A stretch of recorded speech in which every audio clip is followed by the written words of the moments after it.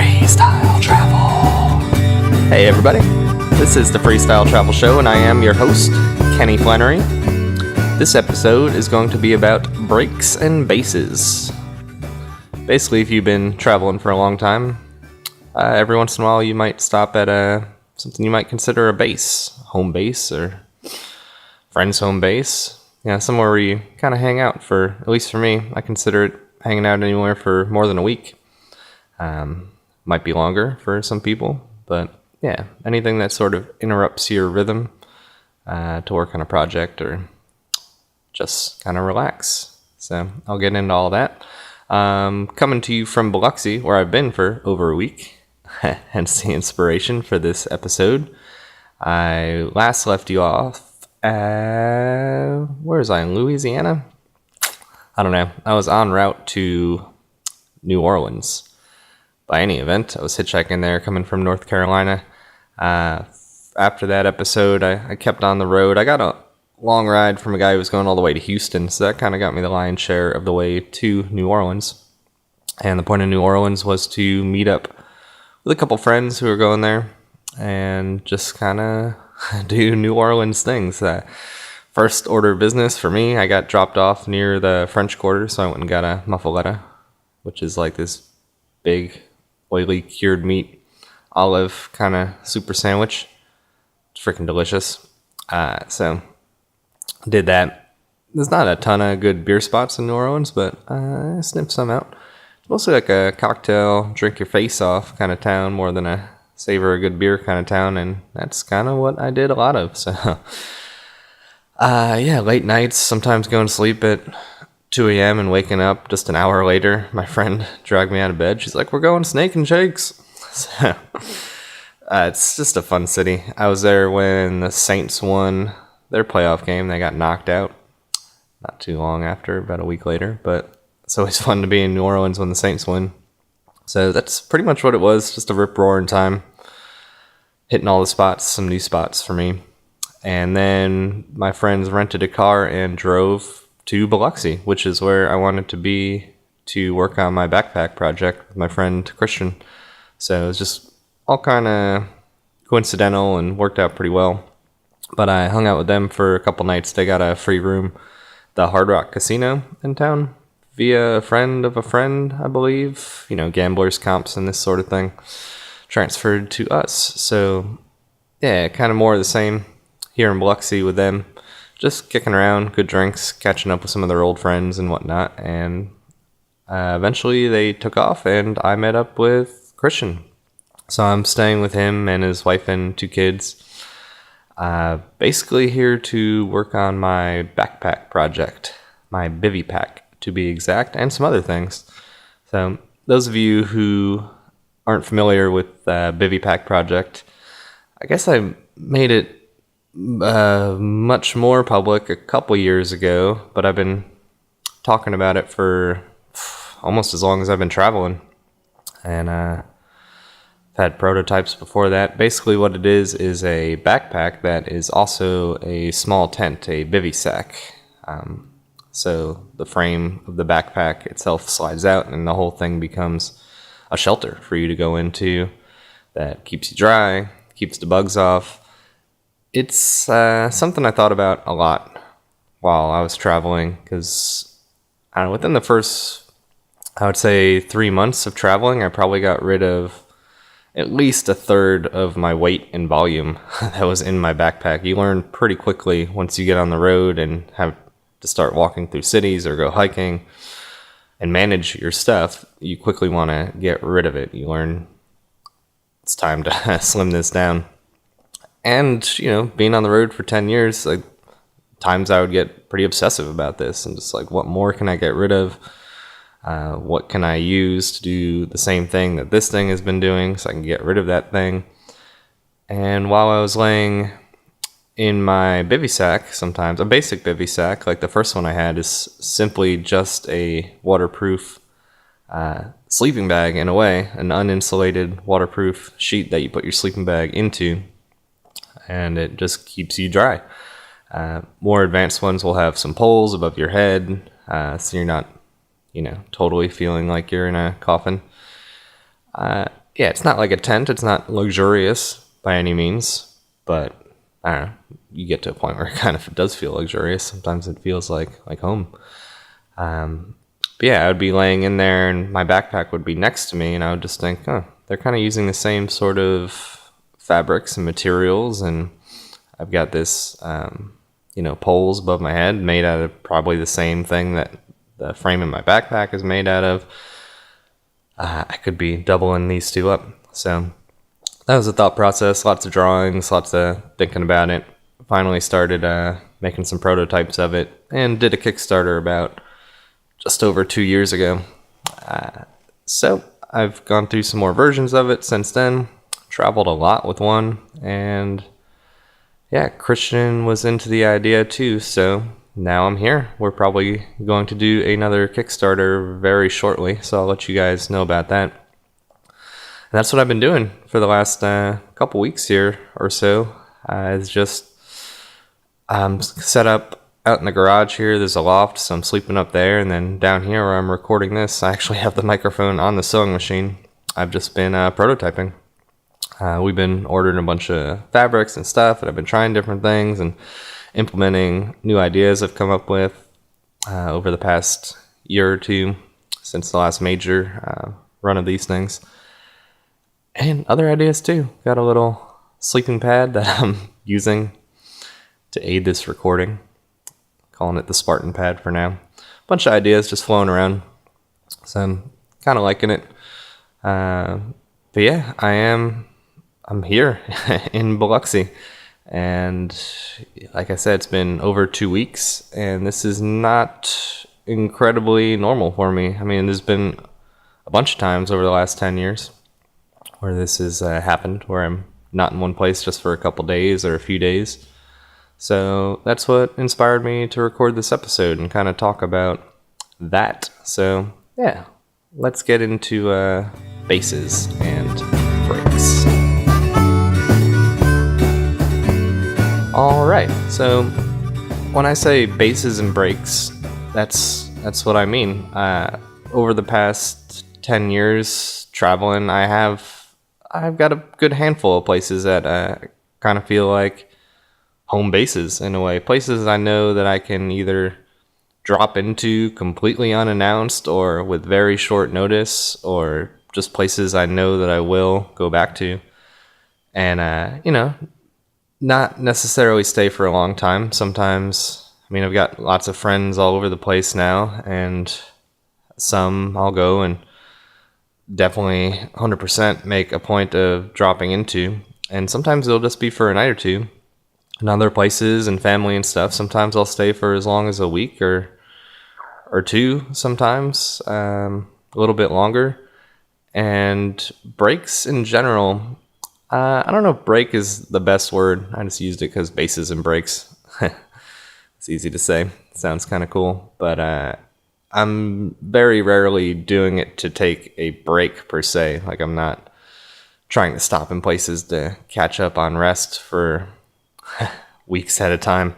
I don't really need that. I used to get free rooms in Las Vegas, and I would occasionally stop in for a night or two to rest. Like, literally go into a room between Salt Lake and Phoenix, stop in Vegas, and just sleep for damn near 24 hours. But that's all I personally really need for a recharge. Really what I mean by break is a break in the constant movement of travel.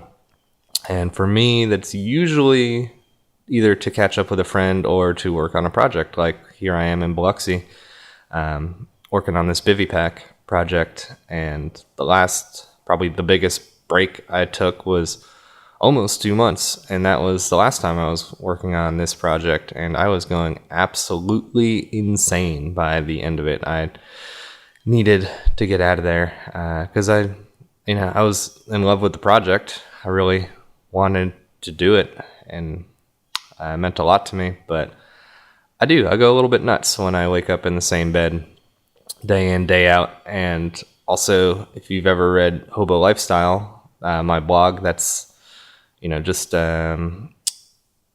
tales from my stories and things, and I keep a sort of journal bullet point kind of journal to jog my memory when I write those things, because I'm, a little far behind on it. And that really is what gets me when I go 4 or 5 days without taking those notes in the journal, and then I get to it and I'm like, oh wow, the last 4 or 5 days I can pretty much just copy paste the same thing. Like, woke up, got a coffee, did this, did that, back to sleep in the same bed. And then it really starts to sink in when I do that. And then I know I gotta start moving. Gotta start moving again. Gotta give myself some new experiences, something new, something fresh. Like, can't just keep Groundhog Day in it, doing nothing. So that's why for me, it's kind of got to be project based, or seeing a friend. So like I said, some friends I have and I know I could just totally drop in. Like, I don't know if you heard the podcast with Mark, but I did tell his wife that I was coming, but then I just surprised him by being in his shower when he got home from work and scaring the crap out of him. And, it scared the crap out of him, but it was totally cool. We popped a beer and it was just like good old times. And for all he knew, I was in Asia that morning. He probably wasn't even thinking about it. And there it was in New York. So got friends like that, and definitely places where I can't go too close to that place without going to that place. I wouldn't zip up through California without stopping in Chico, for example, to see some friends there, because they're good friends and I want to see them. And a lot of travel is about seeing new places and things, but it's also very interesting to see how places change. I always bring up this example. I was going to Boise, and I told this guy I was hanging out with that, I'm going to be going to Boise here pretty soon. And this guy was in his 60s, I would say, and he was just like, Boise sucks. I'm like, okay. But he just went on about how lame Boise was. Anyways, I went there, and it was pretty fun. Like, a bunch of good breweries, tubing down through town, met some cool people. And later I saw that guy again, and I was like, I thought he said Boise sucks. He's like, it does. I was there for a week, like in 1972. It was terrible. I'm like, okay. His one small sliver of a week from his angle, back in 1972, and he's totally just deemed Boise as a place that sucks. Like, places change. And not only do places change, you don't see a whole place. And not only do you not see a whole place while you're there, you're coming at it from a certain perspective. So when I'm in New York City, that is a totally different city, even if I'm in the same neighborhood, depending on who I'm hanging out with and how they see the city. Like, if they're a musician, they're sort of pointing out different people and looking at it from a certain vibe, and like, this is what this place is about. And you hang out there with like a real estate head or a finance dude, and they're like, oh, this building's worth that much, and so lives here, and this happened then, and you're seeing it from kind of their eyes. So to judge a whole swath of an area based on just one little experience is crazy. And places dramatically change. Like Boise, those breweries that I went to, obviously they weren't there when he was there in 1972. Some of them just opened that year. And I am with breweries, and little things can change the culture, little laws, the type of people that move there, all kinds of things. So back to that, I do like going back to these places and seeing what it is that makes them change, because then you have that perspective too. You're like, oh, okay, this little flip when this happens, this is how this town might go. And also the people, my friends, seeing how or if they change and what they've done, how they've evolved.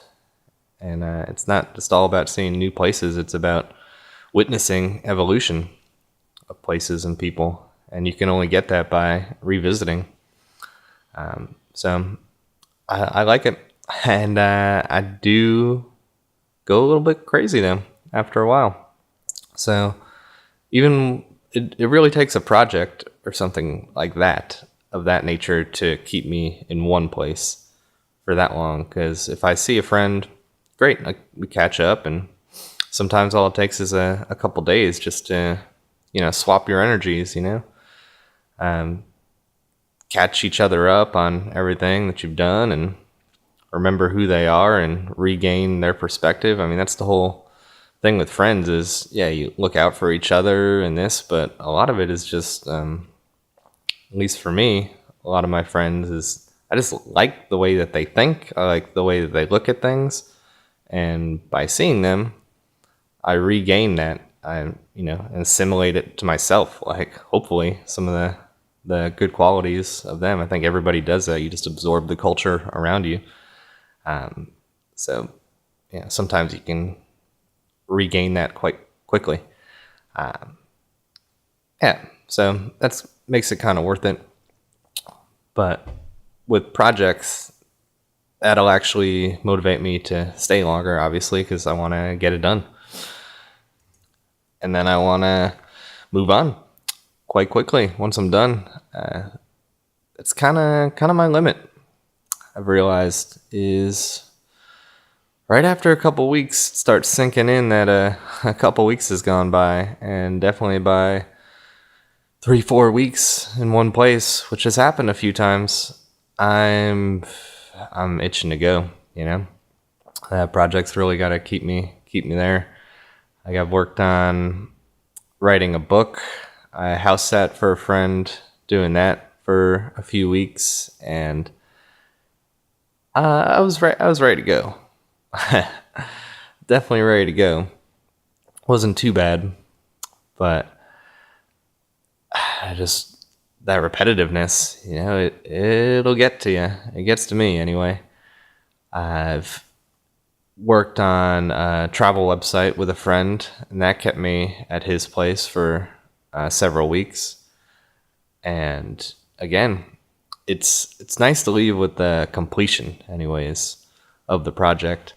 So I don't think I'd ever be able to, at least right now, I say this, who knows, life is long, but commit to some sort of 3-month long project, 4-month long project, unless it was something real spectacular. And not only that, but there'd have to be lots of intermediate stuff going on. Like, I definitely couldn't wake up in the same bed for, every day for 3-4 months in a row. I mean, I could get involved in some kind of long-term project like that, but it would have to be like sketching off and doing other stuff in between. And it's the only way something like that would work. And it'd have to be pretty amazing. I'd have to feel pretty good about it. I feel pretty good about what I'm doing right now. This BivyPack project, along with some of the other outdoor stuff that I'm working on, travel equipment, feels pretty good. But I definitely am starting to get that itch.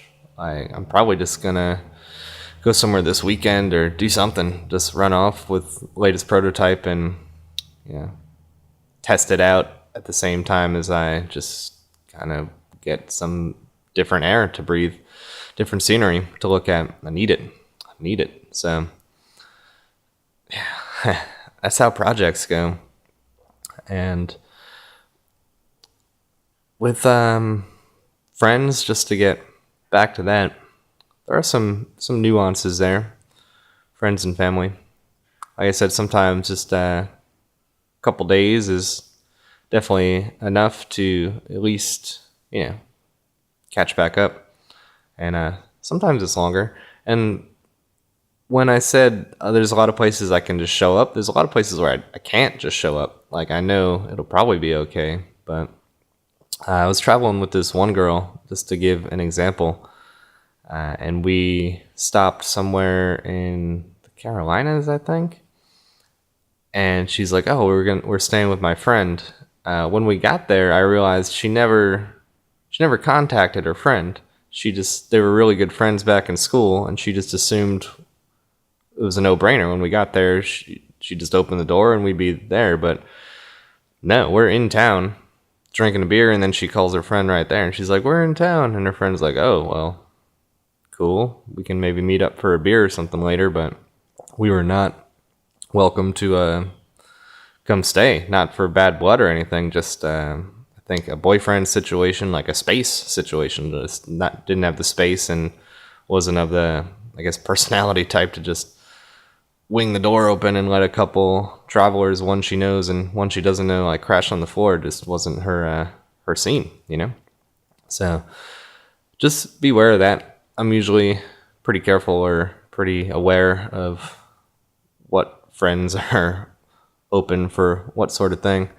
And, I definitely like give people short notice, but never with assumptions. I don't really just assume. I can stay at different places, but I've done it a lot where, especially when I go to New York, I'll start sending out some messages to people and like, I'm in town for a couple days, let's hang out. And some people are just, not ready to hang out on that short notice. They got just plans, they got work, they got other arrangements that they're doing. Doesn't even have to be like a personal thing. It's just, they got stuff going on. So you can't just assume they be able to drop it. Not just to open their doors and let you stay, but even just to go grab a beer, grab a bite or something, go to the park, eat some donuts. Sounds like fun, actually. Makes me want to kind of hit the road right now. Talking about all these bases and breaks makes me want to not do that. Get going. Sometimes I'll be somewhat stuck in a place, I guess. Not like stuck, but I guess stuck. Just like waiting for something to go down. Waiting for something to come through. Waiting for someone else to get on board.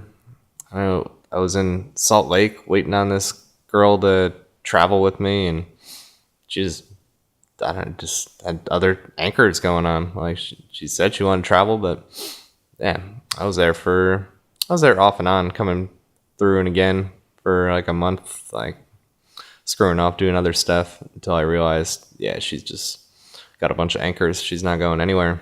Waiting for that. It's never a great idea to rely on someone else, wait for someone else, Put your timeline on their timeline unless they're 100% in. Some people are. I've waited for other people. I've gone to meet them and then wait, and then sure enough, in a couple days, you're hitting the road. You're going. But it could lead to resentment and other things too. So if I'm gonna be in one place for over a week, ideally it's on my terms.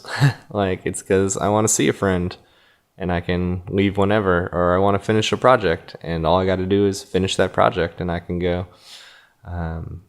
Not be stuck on someone else's schedule and waking up every day and just waiting for them to be ready or done. Not as fun. But those are the reasons why I will stay in one place for longer than a week.